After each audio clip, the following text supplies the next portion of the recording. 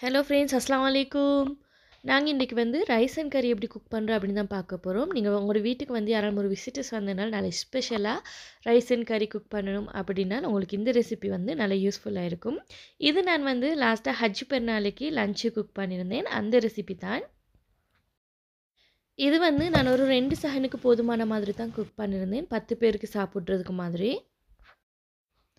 இதில் காட்டிக்கிற கறியை வந்து நீங்கள் பிகினர்ஸாக இருந்தால் கூட நீங்கள் ஃபஸ்ட் டைம் ட்ரை பண்ணக்குள்ளக்கே நல்லா பெர்ஃபெக்டாக வரும். இதில் மெத்தடெல்லாம் சொல்லி தந்திக்கிற மாதிரி நீங்கள் ட்ரை பண்ணினா நீங்கள் கல்யாண வீட்டில் சாப்பிட்ட மாதிரி நல்ல டேஸ்ட்டாக உங்களுக்கு குக் பண்ணி எடுக்கலும். வாங்க ஃப்ரெண்ட்ஸ், இப்போ இதை எப்படி செய்கிற அப்படின்ட்டு பார்ப்போம். இதில் நான் 10 பீஸ் சிக்கன் எட் பண்ணேன். இது சரியாக 4 kg அளவுக்கு. இப்போ இதை நல்லா வாஷ் பண்ணிட்டு எட் பண்ணதும் வந்து இதில் 2 டீஸ்பூன் சால்ட் எட் பண்ணிவிட்டு கொஞ்சமாக மஞ்சளும் எட் பண்ணி சில்லி பவுடர் வந்து ஒரு 1 டேபிள் ஸ்பூன் எட் பண்ணிட்டு ஒரு பாதி லெமனை இதில் புழிஞ்சு விடுறேன். இப்போ இதில் கொஞ்சமாக வாட்டர் எட் பண்ணேன். இந்த சிக்கன் எந்த அளவுக்கு இருக்குதோ அதே அளவுக்கு மாதிரி இதில் வாட்டர் எட் பண்ணிவிட்டு இப்போ இதை நல்லா குக் பண்ணி எடுக்கணும். நல்லா மிக்ஸ் பண்ணிவிட்டு வந்து இது ஒரு 30 மினிட்ஸ்க்கு நான் குக் பண்ணி எடுக்கிறேன்.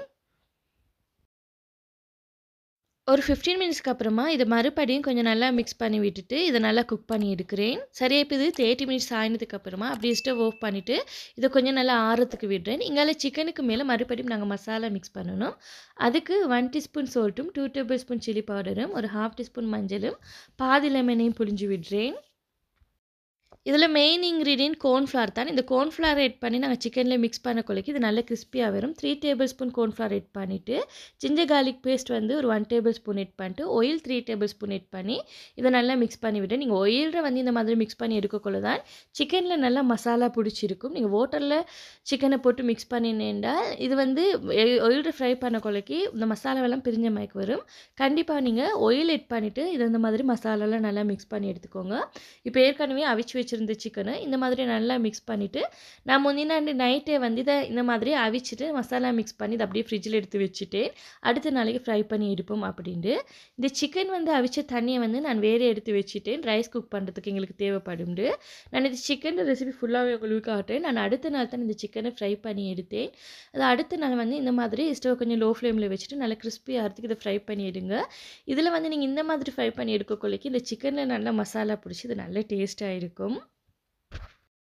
நான் இன்றைக்கி சிக்கனை டெவலப் பண்ணலை. இந்த மாதிரி பொரிச்சிட்டு மேலுக்கு சலாட் இலையெல்லாம் வச்சு கொஞ்சம் டெக்கரேட் பண்ணிவிட்டு அதுக்கு மேலேருந்து சிக்கனை வச்சேன்.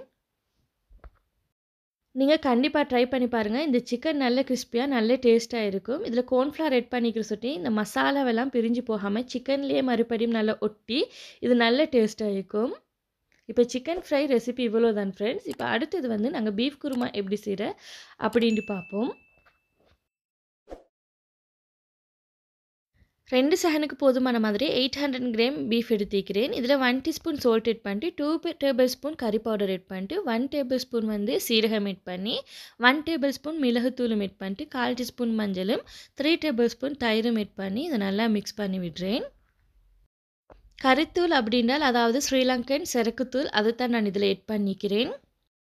இந்த பீஃப் கறியும் குக் பண்ணுறதுக்கு முந்தின நைட்டே வந்து நான் மசாலாவெல்லாம் நல்லா மிக்ஸ் பண்ணி வச்சுருந்தேன். அடுத்து நான் குக் பண்ணுறதுக்கு மாதிரி நீங்கள் உடனே குக் பண்ணி எடுக்கோ மேலும். அதனால் இந்த மசாலாவை மிக்ஸ் பண்ணிவிட்டு இது ஒரு 1 ஹவருக்கு நீங்கள் வச்சுட்டு குக் பண்ண கொள்ளைக்கு இந்த பீஃபில் நல்லா மசாலா இறங்கி இன்னும் நல்லா சாஃப்டாக இருக்கும். பீஃப் நல்லா டேஸ்ட்டாக இருக்கும். இங்கால பீஃப் குக் பண்ணுறதுக்கு இதில் ஒரு 6 டேபிள் ஸ்பூன் ஆயில் எட் பண்ணிட்டு ஆயில் ஹீட் ஆகினதும் வெங்காயம் எட் பண்ணுறேன். ஒரு 2 வெங்காயத்தை எட் பண்ணிவிட்டு இதை நல்லா வதக்கி விடுறேன். நீங்கள் நாளைக்கு குக் பண்ண போகிற அப்படின்னா முந்தின நைட்டுக்கே வந்து இந்த சின்ன சின்ன வேலையெல்லாம் நீங்கள் செஞ்சு வச்சுட்டனால உங்களுக்கு நல்ல ஈஸியாக இருக்கும். வெங்காயம் கட் பண்ணுறது இதெல்லாமே வந்து நான் முந்தின நைட்டே செஞ்சு வச்சுருந்தேன். கூடவே வந்து 2 tablespoon ginger garlic paste add பண்ணேன். வெங்காயம் கொஞ்சம் லைட்டாக வதங்கி ப்ரௌன் கலர் வந்ததுக்கு அப்புறமா தான் ஜிஞ்சர் கார்லிக் பேஸ்ட் எட் பண்ணிட்டு இதையும் கொஞ்சம் லைட்டாக மிக்ஸ் பண்ணிவிட்டு இந்த ஜிஞ்சர் கார்லிக் பேஸ்ட்டு அந்த பச்சை வாசம் பேத்து லைட்டாக ஒரு பொரிய கொல்லைக்கு வந்து நான் இதில் 2 சின்னமன் எட் பண்ணியிருந்தேன். அதாவது கருவேப்பட்டை 2 துண்டு எட் பண்ணிவிட்டு 4 பச்சை குச்சிக்காவை இந்த மாதிரி நீட்டமாக கட் பண்ணிட்டு இதில் எட் பண்ணினேன். எட் பண்ணிட்டு இதையும் கொஞ்சம் நல்லா மிக்ஸ் பண்ணி விட்டேன். இப்போ இதில் ஏற்கனவே மிக்ஸ் பண்ணி வச்சுருந்தேன் இந்த பீஃபை எட் பண்ணுறேன். நீங்கள் இன்றைய தான் என்னோட ரெசிபி ஃபஸ்ட் டைம் பார்க்கணுன்னா ப்ளீஸ் ஃப்ரெண்ட்ஸ் நீங்கள் இது வரைக்கும் சப்ஸ்கிரைப் பண்ணி சலிக்கிற பெல் ஐக்கானை ப்ரெஸ் பண்ணி அதில் ஆல் அப்படின்னு ஆப்ஷனையும் ப்ரெஸ் பண்ணிடுங்க. அப்போ தான் நான் ஷேர் பண்ணுறேன் எல்லா ரெசிபியும் நோட்டிஃபிகேஷன் ஃபஸ்ட்டில் வந்து காட்டும். பீஃப் மிக்ஸ் பண்ணி வச்சுருந்த பவுல்லையே கொஞ்சமாக வாட்டர் ஆட் பண்ணி அதை நல்லா மிக்ஸ் பண்ணிவிட்டு இதில் ஆட் பண்ணிக்கிறேன். இந்த வாட்டர் அளவு வந்து நீங்கள் எந்த அளவுக்கு இந்த பீஃப் வச்சுக்கிறீங்களோ அதே அளவுக்கு மாதிரி தான் வாட்டர் ஆட் பண்ணணும். உங்களுக்கு இதில் பார்க்கக்குள்ளே விளங்க. இப்போ இதை அப்படியே மூடிட்டு ஒரு 20 மினிட்ஸ்க்கு குக் பண்ணி எடுக்கிறேன். பீஃபில் வந்து மிக்ஸ் பண்ணுறதுக்கு ஒரு கைப்பிடி அளவுக்கு வந்து கொத்தமல்லி எடுத்துகிட்டு 4 பச்சை கொச்சிக்காவை எடுத்துகிட்டு ஒரு ½ கப் அளவுக்கு தேங்காய் ஆட் பண்ணுறேன். ஆட் பண்ணிட்டு இதில் கொஞ்சம் வாட்டர் ஆட் பண்ணிவிட்டு கஜு வந்து ஆப்ஷனல் தான். நான் சம்டைம் ஆட் பண்ணுவேன், சம்டைம் ஆட் பண்ணாமலும் குருமா செய்வேன், நல்லா வரும். பொதுவாக குருமாவுக்கு வந்து கஜு ஆட் பண்ணணும் அப்படின்றதுக்காக வேண்டி நான் கொஞ்சமாக கஜு ஆட் பண்ணிவிட்டு அதை நல்லா மிக்ஸி ஜாரில் அரைச்சிட்டு பாருங்க பீஃப் வந்து ஒரு 20 மினிட்ஸ்க்கு நல்லா குக் ஆகிக்குது. ஒரு 3/4 குக் ஆகி வந்துக்குது. அதுக்கப்புறமா வந்து இந்த அரைச்சி வச்சுருந்த இந்த கொத்தமல்லி அப்படியே இதில் ஆட் பண்ணிவிட்டு இதை நல்லா மிக்ஸ் பண்ணிட்டு மறுபடியும் நான் இதை ஒரு மூடி விட்டு ஒரு 15 மினிட்ஸ் இதை குக் பண்ணி எடுத்தேன். டோட்டல் வந்து 35 மினிட்ஸ் இந்த பீஃபை குக் பண்ணி எடுத்துக்கிறேன். இந்த மாதிரி நீங்கள் குக் பண்ணி எடுத்தால்தான் இந்த அரைச்சதையும் போட்டு ஆட் பண்ணி நீங்கள் இதை குக் பண்ணி எடுத்தால்தான் இந்த பச்சை வாசம் பெற்று இது இன்னும் நல்ல டேஸ்ட் ஆகிக்கும். கண்டிப்பாக நீங்கள் இந்த மெத்தட் குருமா ட்ரை பண்ணி பாருங்கள். நீங்கள் கஜ்ஜி ஆட் பண்ணாமல் செஞ்சிருந்தாலுமே இது நல்ல டேஸ்ட்டாக தான் வரும். இது வந்து நல்ல க்ரீன் கலரு கேட்கும், கல்யாண வீட்டில் சாப்பிட்ற மாதிரி இது நல்ல டேஸ்ட்டாக இருக்கும். கட்டாயம் நீங்கள் இந்த பீஃப் குருமா ட்ரை பண்ணி பாருங்கள். பாருங்கள் அரைச்சி வச்சுருந்த மசாலாவை போட்டு ஒரு 15 மினிட்ஸுக்கு மறுபடியும் ப்ரெஷர் குக்கர் மூடியே லிட் கவர் பண்ணிட்டு தான் இதை குக் பண்ணி எடுத்தேன். பாருங்கள் இது நல்ல திக்காகி நல்ல டேஸ்ட்டாகவே வந்துருந்துச்சு. அடுத்து மாசி சம்பல் எப்படி செய்கிறேன்னு பார்ப்போம். நான் இதில் 500 கிராம் வெங்காயத்தை வந்து நல்லா ஸ்லைஸாக கட் பண்ணிட்டு இதில் ஆட் பண்ணி ஃப்ரை பண்ணி எடுக்கிறேன். 500 கிராம் வெங்காயத்தையும் ஒரே அடி ஆயில் ஆட் பண்ணி ஃப்ரை பண்ணாமைக்கு 2 தடவை மாதிரி நான் ஆட் பண்ணி ஃப்ரை பண்ணி எடுத்தேன். ஆயில் நல்லா ஹீட் ஆகினதும் ஸ்டவ்வை லோ ஃப்ளேமில் வச்சுட்டு அதுக்கப்புறமா வெங்காயத்தை ஆட் பண்ணிவிட்டு வெங்காயம் ஆட் பண்ணது வந்து சம்டைம் வந்து நீங்கள் அந்த நல்ல ஆயில் ஹீட்லேயே வெங்காயத்தை ஆட் பண்ண கொள்ளைக்கு ஆயில் வந்து பொங்கி வெளியே கொட்டும். அதை சொட்டி வந்து நீங்கள் ஸ்டவ்வை லோ ஃப்ளேமில் வச்சுட்டு வெங்காயத்தை ஆட் பண்ணுங்கள். வெங்காயத்தை ஆட் பண்ணி ஆயில் பொங்கி வெளியே கொட்டாமைக்கு கொள்ளைக்கு வந்து நீங்கள் ஸ்டவ்வை கொஞ்சம் மீடியம் ஃப்ளேமில் வச்சு நல்லா இதை பெரட்டி விட்டு ஃப்ரை பண்ணிவிடுங்க. வெங்காயம் ஃப்ரை பண்ணுறது ரொம்ப முக்கியம். நீங்கள் இது ஃப்ரை பண்ண கொள்ளைக்கு 2 மினிட்ஸுக்கு ஒருக்க மாதிரி நல்லா மிக்ஸ் பண்ணி விட்டு ஃப்ரை பண்ணி எடுக்கணும். அப்போ தான் எல்லா வெங்காயமும் வந்து ஒரே கலருக்கு வரும். நீங்கள் லேட் ஆகிறதுக்கு மிக்ஸ் பண்ணினேன்னு சொன்னால் ஒவ்வொரு வெங்காயமும் ஒவ்வொரு கலருக்கு ஆகிடும். மற்றது நீங்கள் இதை ஃப்ரை பண்ணி எடுக்க கொள்ளைக்கு வந்து ஃபஸ்ட்டுக்கு கலர் சேஞ்ச் ஆகிறதுக்கு கொஞ்சம் டைம் எடுக்கும். கொஞ்சம் லைட் ப்ரௌன் கலர் வந்ததோடைய வந்து ஒரு 2 மினிட்ஸ்லேயே இது டக்குன்னு தீய பார்க்கும். நீங்கள் குயிக்காக பெரட்டி விட்டு இந்த மாதிரி எடுத்துக்கோங்க. நீங்கள் வெங்காயம் எடுக்கக்குள்ளே ஸ்டவ் லோ ஃப்ளேமில் வச்சுட்டு நல்ல ப்ரௌன் கலர் ஆகினதும் இது அப்படியே வேறே எடுத்து இந்த மாதிரி பேப்பருக்கு மேலே தான் நீங்கள் வைக்கணும். இது இந்த மாதிரி பேப்பருக்கு மேலே வச்சால்தான் வெங்காயம் நல்லா கிறிஸ்பி ஆகும். இந்த மாதிரி வெங்காயத்தை பரப்பின மாதிரி வைங்க, அப்போ தான் இன்னும் நல்ல கிறிஸ்பி ஆகும். இங்கால அடுத்தது வந்து நான் இதில் கருவேப்பிலை இதே ஆயில் போட்டு ஃப்ரை பண்ணி எடுக்கிறேன். கருவேப்பிலையும் வந்து கொஞ்சம் ஸ்டவ் லோ ஃப்ளேமில் வச்சுட்டு இதை ஃப்ரை பண்ணிவிட்டு இது கொஞ்சம் குயிக்காகவே கிறிஸ்பி ஆகிடும். அதுக்கப்புறமா இதையும் அப்படியே வேறு எடுத்து பேப்பருக்கு மேலே ஆட் பண்ணுறேன். உங்களுக்கு பேப்பர் இல்லாட்டி டிஷ்யூ பேப்பர் கீழே ட்ரேயில் வச்சு யூஸ் பண்ணுவோம். மேலும் இந்த மாதிரி பரப்பின மாதிரியே வைங்க வெங்காயத்தை. இப்போ அடுத்தது மாசி சம்பலுக்கு வந்து ஒரு ½ கப் அளவுக்கு கொக்கனட் டெசிகேட் தான் நான் இன்றைக்கு எடுத்துக்கிறேன். நீங்கள் திருவின அந்த ஃப்ரெஷ்ஷான கொக்கனட் எடுத்தாலுமே ஓகே. இது இந்த மாதிரி லைட்டாக வறுத்து எடுத்துக்கிறேன். ஒவ்வொருத்தர் வந்து ஆயிலில் ஃப்ரை பண்ணி போடுவாங்க. நான் லாஸ்ட்டாக போட்டிருந்த ரெசிபிலேயும் வந்து ஆயிலில் ஃப்ரை பண்ணி போட்டேன். உங்களுக்கு இந்த மாதிரியும் கொக்கனட் டெசிகேட்டை வந்து எட் பண்ணிடும். இந்த மாதிரி நல்ல ப்ரௌன் கலர் வரத்துக்கு ஸ்டவ் மீடியம் ஃப்ளேமில் வச்சுட்டு நல்லா வறுத்து எடுத்துட்டு நல்லா ப்ரௌன் கலர் வந்ததுக்கப்புறமா இதை அப்படியே வேறு எட் பண்ணுறேன். இது இந்த மாதிரி தவால வச்சு இதை கொஞ்சம் நல்லா ஆற விடுறேன். ஆறினதுக்கு அப்புறமா இதை எட் பண்ணுறேன். இப்போ இங்கால வந்து வெங்காயம் நல்லா கிறிஸ்பியாக வந்துக்குது. இப்போ இது இந்த மாதிரி வெங்காயத்தை கொஞ்சம் கொஞ்சம் துண்டாக வந்து நான் உடச்சி விடுறேன். இந்த மாதிரி துண்டாக நீங்கள் வெங்காயத்தை உடச்சிட்டு எட் பண்ணக்குள்ளிக்கு இந்த மாசி சம்பல் இன்னும் வேறு லெவல் டேஸ்ட் ஆகிக்கும்.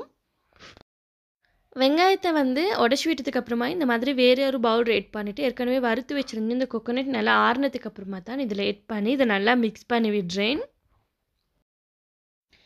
இதில் வந்து மாசித்தூள் எட் பண்ணிவிட்டு இப்போ அடுத்தது வந்து இதில் சில்லி ஃப்ளெக்ஸ் அதாவது கட்டர் கொச்சிக்காவும் எட் பண்ணி 2 டேபிள் ஸ்பூன் கட்டர் கொச்சிக்காய் எட் பண்ணிவிட்டு இப்போ இதில் வந்து பாதி லெமனை நல்லா புழிஞ்சு விட்டுறேன். 1 டீஸ்பூன் சால்ட் எட் பண்ணிட்டு இதில் வந்து நான் எரோமெட் தான் எட் பண்ணேன். உங்களுக்கு இதுக்கு பதிலாக அஜினமோட்டோ எட் பண்ணவும் மேலும் எட் பண்ணிவிட்டு இதை நல்லா மிக்ஸ் பண்ணி விடுறேன். கொஞ்சமாக எட் பண்ணினால் போதும். எரோமெட்டாலும் சரி அஜினமோட்டோவாலும் சரி எட் பண்ணிட்டு இதை நல்லா மிக்ஸ் பண்ணி விட்டால் இப்போ எங்களோட மாசி சம்பல் ரெடி. இப்போ அடுத்தது வந்து நாங்கள் கறிக்குச்சிக்க கறி எப்படி செய்கிறேன்னு பார்ப்போம். இன்க்ரீடியன்ட் அளவுகளெல்லாம் டிஸ்கிரிப்ஷனில் கொடுக்குறேன், செக் பண்ணி பாருங்கள். நான் வந்து 400 கிராம் கறிக்குச்சிக்காய் எடுத்துக்கிறேன். அப்போ அது குக் பண்ணுறதுக்காக வேண்டி இதில் ஒரு 3 டேபிள் ஸ்பூன் ஆயில் எட் பண்ணிட்டு ஆயில் நல்லா ஹீட் ஆகினதுக்கப்புறமா 200 கிராம் வெங்காயம் எட் பண்ணுறேன்.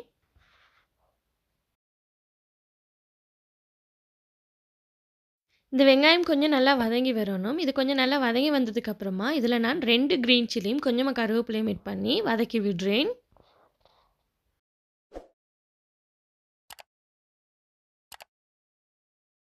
இதில ஒரு தக்காளி ஆட் பண்றேன். அதாவது 2 வெங்காயமும், 1 தக்காளியும் ஆட் பண்ணி, இப்ப இந்த தக்காளியும் கொஞ்சம் லைட்டா வதங்குறதுக்கு இத நல்லா வதக்கி விடுறேன்.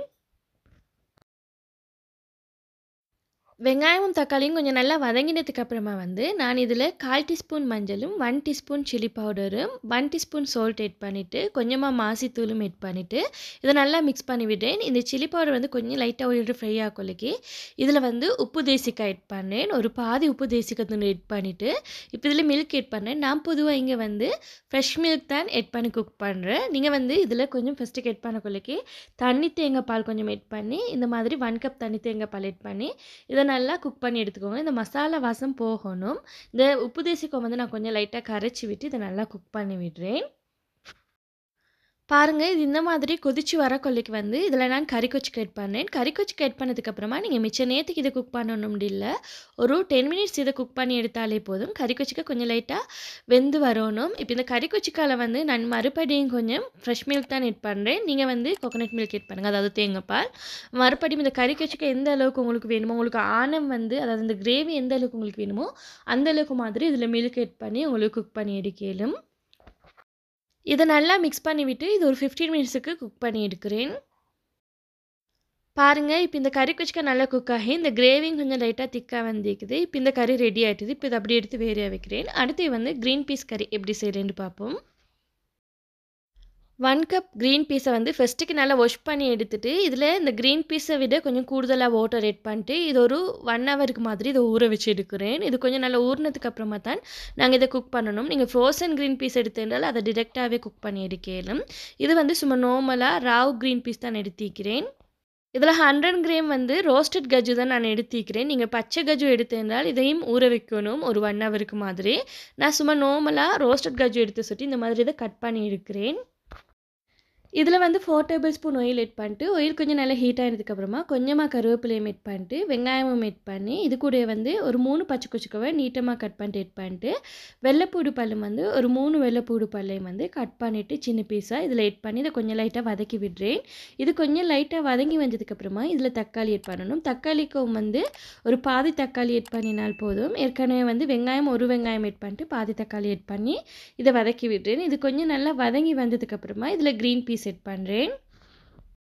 நான் இந்த மாதிரி க்ரீன் பீஸை டிரெக்டாக பொட்ஸ்லேயே ஆட் பண்ணி இதை குக் பண்ணி எடுத்தேன். நீங்கள் வந்து இந்த மாதிரி குக் பண்ணக்குள்ளைக்கு கொஞ்சம் டைம் எடுக்கும் இது குக் ஆகிறதுக்கு. உங்களுக்கு இந்த மாதிரி செய்யவும் மேலும் இந்த க்ரீன் பீஸை வேறையாக ப்ரெஷர் குக்கரில் போட்டு ஒரு 30 மினிட்ஸுக்கு வந்து நல்லா குக் பண்ணி எடுத்துக்கோங்க. நல்லா குக் ஆகினதுக்கப்புறமா உங்களுக்கு இந்த மாதிரி கறி செஞ்சாலும் நல்லா ஈஸியாக இருக்கும். இதில் வந்து 1 table spoon chilli powder, 1/2 teaspoon மஞ்சள், 1 டீஸ்பூன் சால்ட் ஆட் பண்ணிட்டு ஸ்ரீலங்கன் கறி பவுடர் அதாவது சிரக்குத்தூள் வந்து ஒரு 1/2 டீஸ்பூன் ஆட் பண்ணி இதை நல்லா மிக்ஸ் பண்ணி விட்டுட்டு ஃபஸ்ட்டுக்கு வந்து இதில் 1 கப் வாட்டர் ஆட் பண்ணி இதை நல்லா குக் பண்ணி எடுத்தேன். ப்ரெஷர் குக்கரில் போட்டு நீங்கள் இதை குக் பண்ணி எடுத்துகிட்டு இந்த க்ரீன் பீஸை அதுக்கப்புறமா இந்த மாதிரி மசாலாவில் போட்டு குக் பண்ணியிருந்தேனால் உங்களுக்கு கூடுதலாக வாட்டர் ஆட் பண்ண தேவையில்லை. நான் இன்றைக்கி ப்ரெஷர் குக்கரில் குக் பண்ணாமல் இதை டிரெக்டாகவே குக் பண்ணி எடுத்து சொட்டி ஒரு 4 தடவை மாதிரி அதாவது 4 கப் வாட்டர் ஆட் பண்ணிவிட்டு இதை இந்த தண்ணி வற்ற வாட்டர் ஆட் பண்ணி இதை நல்லா வேகம் வரங்காட்டியும் வச்சு நல்லா குக் பண்ணி எடுத்தேன். இது எனக்கு குக் ஆகிறதுக்கு ஒரு 40 மினிட்ஸ் மாதிரி பிடிச்சிது. இந்த மாதிரி க்ரீன் பீஸ் வந்து முக்கால்வாசி குக்காகி வந்துக்குது. இதில் இருக்கிற இந்த வாட்டர் எல்லாம் நல்லா வற்றி இது நல்லா முக்கால்வாசி குக்காகி வந்ததுக்கப்புறமா வந்து இதில் 1 பொட்டேட்டோ வந்து இந்த மாதிரி சின்ன பீஸை கட் பண்ணிட்டு ஆட் பண்ணிவிட்டு கூடவே 1 கேரட்டையும் வந்து ஆட் பண்ணுறேன். ஆட் பண்ணி இப்போ இதை நல்லா மிக்ஸ் பண்ணி விட்டுட்டு இதில் ஒரு 1 கப் வந்து மில்க் ஆட் பண்ணுறேன். நான் இன்றைக்கி எல்லா கறிக்குமே வந்து ஃப்ரெஷ் மில்க் தான் ஆட் பண்ணி குக் பண்ணியிருந்தேன். நீங்கள் கோகோனட் மில்க் ஆட் பண்ணனால நல்லா திக்கான கோகோனட் மில்க் ஆட் பண்ணிவிட்டு இதை அப்படியே இந்த மாதிரி நல்லா மிக்ஸ் பண்ணி விட்டுட்டு இதை ஒரு மூடி விட்டு இதை வந்து இந்த கோகோனட் மில்க் வந்து கொஞ்சம் லைட்டாக திக்காகும் வரைக்கும் இந்த கிழங்கும் கொஞ்சம் நல்லா வேகிற வரைக்கும் இதை குக் பண்ணிவிடுங்க. இப்போ கிழங்கும் கொஞ்சம் வெந்ததுக்கு அப்புறமா வந்து இதில் நான் கஜு ஆட் பண்ணுறேன். இது சும்மா ரோஸ்டட் கஜு வைக்கிற சொல்லி லாஸ்ட்டுக்கு ஆட் பண்ணேன். இதே நீங்கள் பச்சை கஜு ஆட் பண்ணுறேன்டா க்ரீன் பீஸ் வந்து ஆட் பண்ணிவிட்டு ஒரு 15 மினிட்ஸ் குக் ஆகினதுக்கப்புறமா வந்து பச்சை கஜுவும் ஆட் பண்ணி நீங்கள் குக் பண்ணி எடுக்கணும்.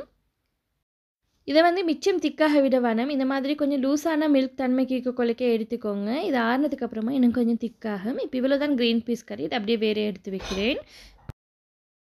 இப்போ அடுத்தது ரைஸ் குக் பண்ணுறதுக்கு 2 டேபிள் ஸ்பூன் கீ ஆட் பண்ணுறேன். உங்களுக்கு கீக்கு பதிலாக பட்டர் ஆட் பண்ணுவோம். மேலும் இதோடு கூடவே வந்து ஒரு 5 டேபிள் ஸ்பூன் அளவுக்கு மாதிரி ஆயில் ஆட் பண்ணுறேன்.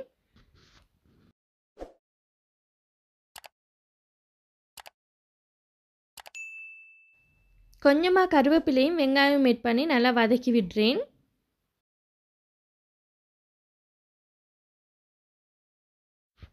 இந்த மாதிரி கொஞ்சம் லைட்டாக வெங்காயம் ப்ரௌன் கலருக்கு வந்ததுக்கப்புறமா இதில் வந்து 2 துண்டு கருவேப்பட்டை ஆட் பண்ணேன். நீங்கள் ஏலக்காய் இருந்ததுனால் ஏலக்காய் வந்து ஒரு 3 ஏலக்காய் மாதிரி ஆட் பண்ணுங்கள். நான் இன்றைக்கி ஏலக்காய் வந்து ஆட் பண்ணியிருந்தேன். அப்போவும் எனக்கு இது வீடியோவில் காட்டிப்படலை. வெங்காயம் லைட்டாக ப்ரௌன் கலர் வந்ததுக்கப்புறமா 1½ tablespoon ginger garlic paste add பண்ணிட்டு இதை கொஞ்சம் வதக்கி விடுறேன். ஆயிலில் வந்து இது கொஞ்சம் லைட்டாக வதங்கி இந்த ஜிஞ்சர் கார்லிக் பேஸ்ட்டை பச்சை வாசம் போனதுக்கப்புறமா வந்து இதில் வாட்டர் ஆட் பண்ணுறேன். நான் இதில் ஆட் பண்ணுற இந்த வாட்டர் வந்து ஏற்கனவே சிக்கன் அவிச்சு வச்சுருந்த தண்ணி ஆட் பண்ணிவிட்டு அது கூடவே மறுபடியும் வாட்டர் ஆட் பண்ணேன். அந்த சிக்கன் அவிச்சு வச்சுருந்த தண்ணி மட்டும் எங்களுக்கு ஆட் பண்ணால் போதா, வாட்டரும் இது கூட ஆட் பண்ணணும். ஆட் பண்ணிவிட்டு இப்போ இதை அப்படியே மூடி விட்டு கொதிக்க விடுறேன். இது கொதிச்சதுக்கப்புறமா வந்து நாங்கள் ரைஸ் ஆட் பண்ணணும்.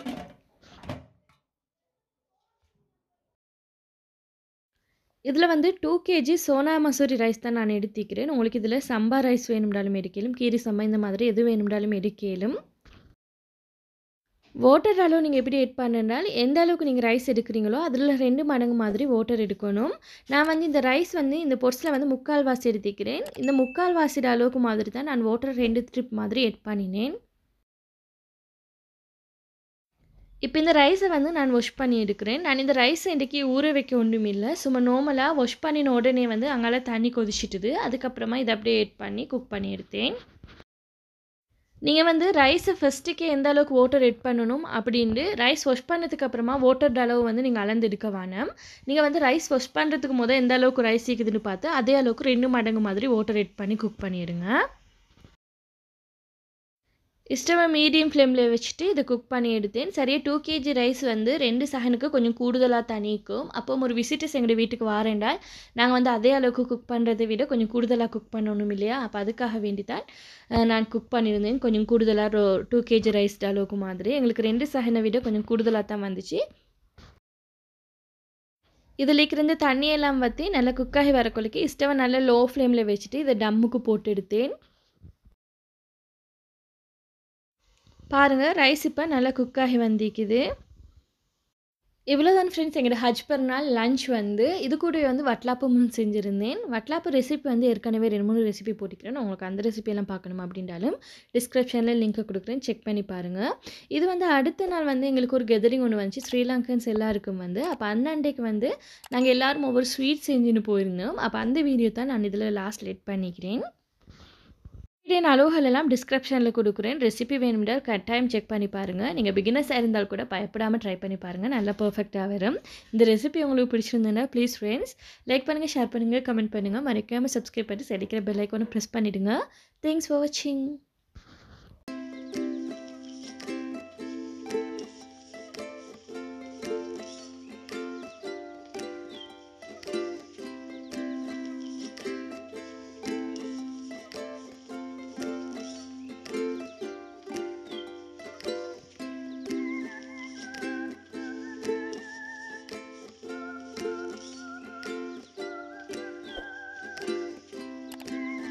صارت روحي حبك